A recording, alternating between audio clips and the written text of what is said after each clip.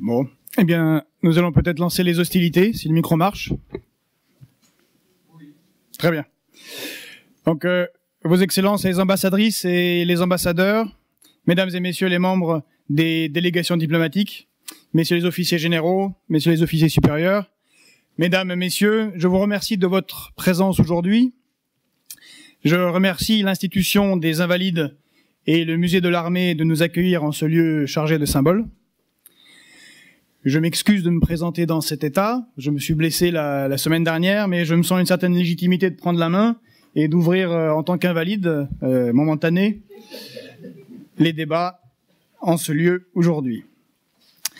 Nous présentons ce jour le cahier spécial de la Revue Défense nationale intitulé « Pour un nouvel indépendantisme ».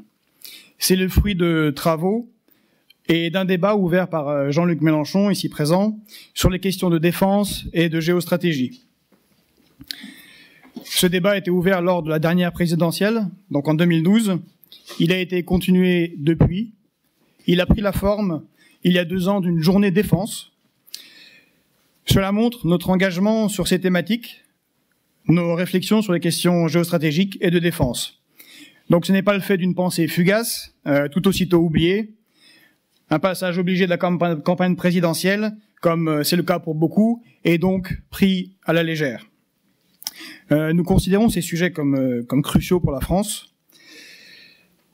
Nous trouvons, je crois, ici tous, nous nous retrouvons sur ce constat, quelles que soient nos orientations politiques, que nous pourrions résumer ainsi que la géopolitique dicte à la politique, qui elle-même dicte à l'économie.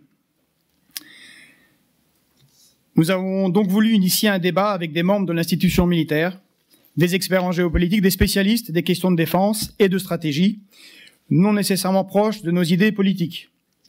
Donc je tiens à préciser que ce cahier de la Revue Défense nationale,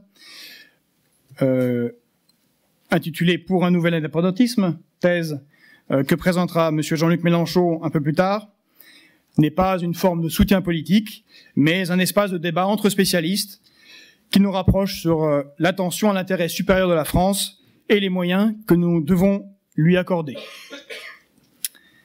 Et en temps et en heure, chacun fera son choix dans l'isoloir.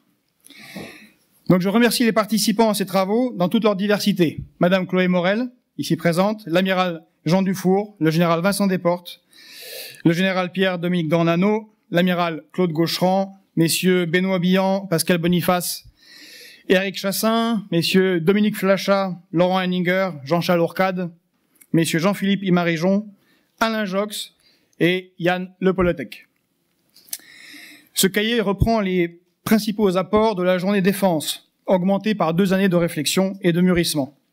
Je tiens à apporter une précision sur une certaine disparité dans les articles, puisque certains sont une recension exacte des communications faites lors de la journée défense. D'autres ont été modifiés. Et enfin, 3 articles ont été ajoutés en raison des événements majeurs survenus en France dans ces domaines. Un article sur la fusion Nexter-KMW, un autre article sur la loi qui autorise dorénavant des sociétés militaires privées à assurer la défense des navires marchands français. Et enfin, bien sûr, les tragiques actes terroristes auxquels notre pays a dû faire face. Je vais bientôt laisser la parole au colonel Pellistrandi qui fera une présentation générale de la Revue Défense nationale, mais que je crois la plupart d'entre vous connaissent ici. À sa suite interviendra monsieur Jean-Luc Mélenchon. Et ensuite, nous aurons les interventions de Jean-Philippe Imarijon, qui parlera de la puissance états-unienne, de madame Chloé Morel, qui nous parlera de l'ONU, sa spécialité, dans le cadre du 170e anniversaire de cette institution et ce qui peut être fait avec l'ONU en Syrie. Enfin, l'amiral Dufour devait intervenir sur l'état des armées. Malheureusement, il est légèrement retenu et nous rejoindra pour certains d'entre nous plus tard au Cercle national des armées. Il est remplacé par, je pense, extrêmement bien par le colonel Goya, qui nous fera un topo sur l'état actuel des armées. Voilà, je vous remercie pour votre attention et vous souhaite un après-midi productif. Merci à vous.